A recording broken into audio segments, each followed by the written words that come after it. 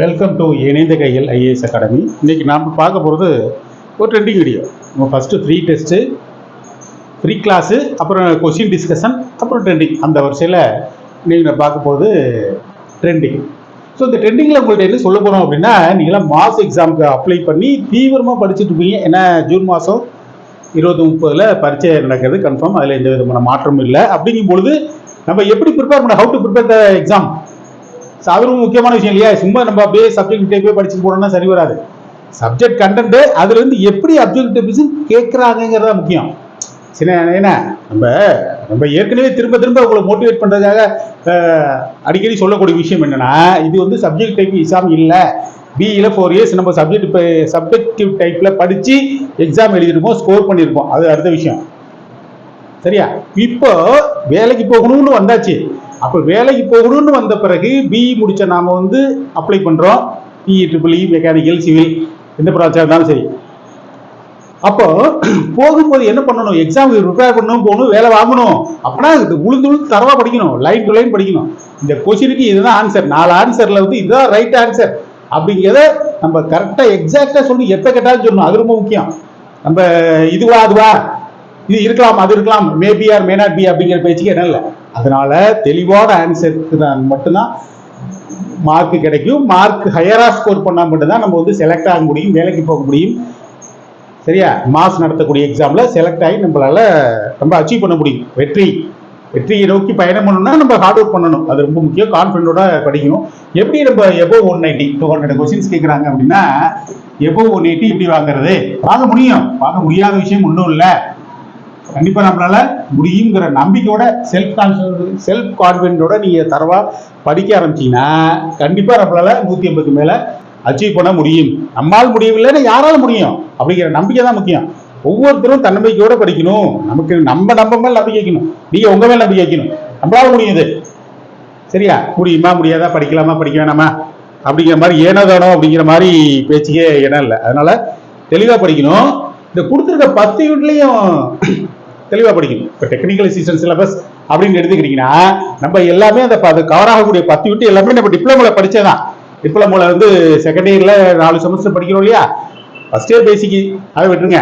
Second இயரில் 3rd செமஸ்டர்லேருந்து 6th semester வரைக்கும், அது மெஷின்ஸ் ஒன்றா இருக்கட்டும், மெஷின்ஸ் 2 இருக்கட்டும், அல்டர்னேட்டாக இருக்கட்டும், 3 ஃபேஸ் இங்கே சிர்வேஸ் induction motor, single phase induction, இது எல்லாம் சேர்ந்தா எலக்ட்ரிக்கல் மெஷின்ஸ் அப்படின்னு வந்திருக்கு. சரிங்களா? அடுத்து பார்த்தீங்கன்னா measuring instrument, electronic devices and circuits. சரியா? இது மாதிரி நம்ம படிச்சதான் கேட்டிருக்காங்க. படிக்காத புதுசா ஒன்றும் கேட்கல. Power locks device, renewable energy sources, micro controller, micro processor, ADE, analog and digital circuits. சரிங்களா? இதை பேஸ் பண்ணி மீன்ஸ் என்னன்னா படிச்சதான் கேட்குறாங்க. அதை தவிர வேற எதுவும் கேட்கல. டிப்ளமா சிலபஸ் தான் அது. நம்ம படிச்ச சிலபஸை தாண்டி எதுவும் கொஸ்டின்ஸ் வரப்போறது இல்லை. சரியா? அதனால நம்ம படிச்ச கொஸ்டின்ல இருந்து சிலபஸ்ல இருந்தா கேட்டிருக்காங்க.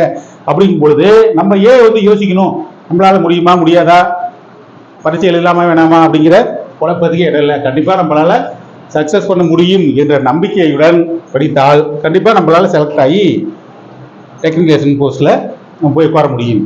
சரிங்களா? ரைட். இப்போ 200 கொஸ்டின்ஸ் கேட்குறாங்க அப்படிங்கும் பொழுது எபோவ் 180 வாங்க முடியும். அப்போ என்ன பண்ணணும் அப்படின்னு கேட்டீங்கன்னா, ஒவ்வொரு யூனிட்லையும் unit wise preparation. Unit wise ப்ரிப்பரேஷன்னா மேலோட்டமா பார்த்துட்டு வரக்கூடாது, மேம்புல் மேஜர் கதையா வந்துட்டு கூடாது. ஃபர்ஸ்ட் யூனிட் என்ன? எலக்ட்ரிக் சர்க்யூட் அப்படின்னா, எலக்ட்ரிக் சர்க்யூட் என்ன சொல்றாங்க, முதல்ல சர்க்யூட்ல என்ன ஆரம்பிச்சு எலக்ட்ரிக் சர்க்யூட் அப்படிங்கிறதுல அப்படியே வந்து ரொம்ப டெப்தா போகணும் நம்ம. அப்புறம் நெட்வொர்க் தியரம்ஸ்ல என்னென்ன இருக்குது. ஸோ அதாவது இப்போ நம்ம கேட்கக்கூடிய கொஸ்டின்ஸ் வந்துட்டு கொஸ்டினுக்குரிய ஆன்சரை சடனா நம்ம சொல்லணும், தெரிஞ்சிருக்கணும், ஆன்சர் பண்ணணும் அப்படின்னா அதை பத்தி டெப்தா தெரியும். For example Thevenin's theorem. So Thevenin's theorem என்ன சொல்லுது? So Thevenin's theorem, Thevenin's constant பண்ணி முடியும், அதுல இருந்து தெவெனின்ஸ் ரெசிஸ்டன்ஸ் வேல்யூல இருந்து அப்படியே ஃபைனலா தெவெனின்ஸ் கரண்ட் வேல்யூ கொண்டு பிடிக்கும். ஸோ அப்படிங்கும் பொழுது ஸ்டெப் பை ஸ்டெப் ப்ரொசீஜர் என்ன, Thevenin's theorem step by step procedure என்ன சொல்லுது அப்படிங்கிறது மைண்டுக்கு வரணும். அப்ப அதை வந்து டெப்தா படிக்கணும். இதே போல 4 தியரம் இருக்கு, 8 தியரம் இருக்கு, 4 தியரம் இருக்கு. சரியா?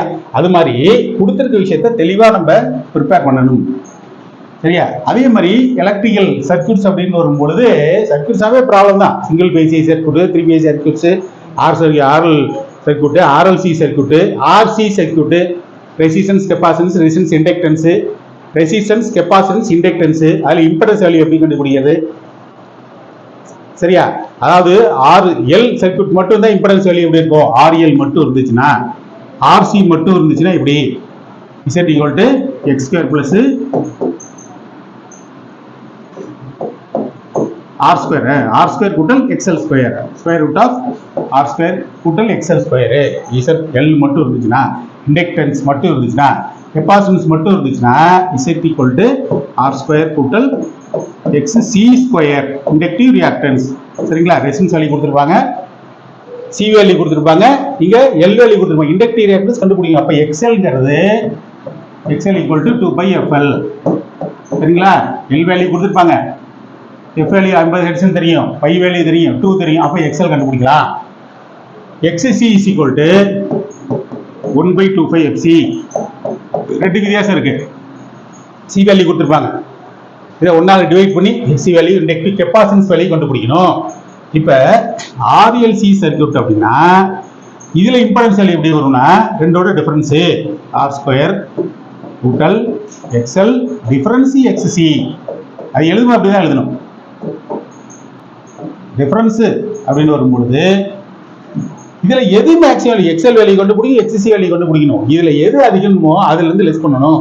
உதாரணத்துக்கு XL வேல்யூ அதிகம் வச்சுங்களேன், R square plus square root of XL அதிகம்னா XL minus XC whole square. இங்க R ஸ்கொயர் ஆட்டோமேட்டிக்கா வந்துடும், ஹோல் ஸ்கொயர் இது மட்டும் தான். இதுக்கு ஸ்கொயர் வந்து டோட்டலா.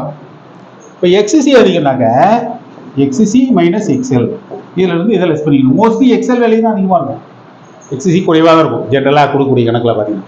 ஸோ அது மாதிரி இப்போ நம்ம சொல்றது சிங்கிள் ஃபேஸ் AC சர்க்யூட்ல, அப்போ அதில் வரக்கூடிய ஃபார்முலாவை தெளிவாக தெரிஞ்சிருக்கணும். ப்ராப்ளத்தை திரும்ப திரும்ப ஒர்க் அவுட் பண்ணி பார்க்கணும்.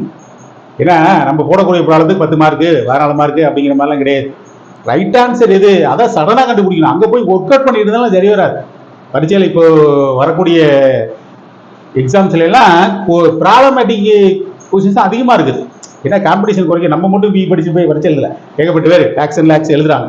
அப்போ இந்த காம்படிஷனை குறைக்கிறது எப்படி, ஃபில்டர் பண்ணுறது எப்படி அப்படிங்கிறதுக்காக, ஏன்னா நேரடியாக ஆன்சர்னாக்க நம்ம சொல்லிடுவோம். என்ன டிசி சப்ளையோட ஃப்ரீக்வன்சி என்ன அப்படின்னா இல்லைங்கிறது எல்லாத்துக்கும் தெரியும். அதை ஈஸியாக அது அவ்வளோ ஈஸியாக கொஸ்டின் கேட்க மாட்டாங்க. சரியா? அது மாதிரி ஈஸியான கொஸ்டின்ஸ் இருக்கும் அப்படின்னு எதிர்பார்த்துருக்க கூடாது. எவ்வளோ டெப்த்தாக எவ்வளோ ஹார்டான சிரமமான கொஸ்டினாக இருந்தாலும், சிரமங்கிறது ஒன்றும் இல்லை, நம்ம படித்த எல்லாமே ஈஸி தான் நமக்கு.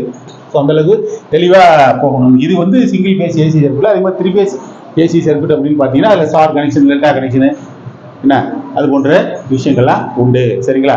அதனால கொடுத்துருக்க யூனிட்ல தெளிவாக படித்து கரெக்டாக ஆன்சர்ல நம்மளால கண்டிப்பாக 180 மேலே அச்சீவ் பண்ண முடியும்.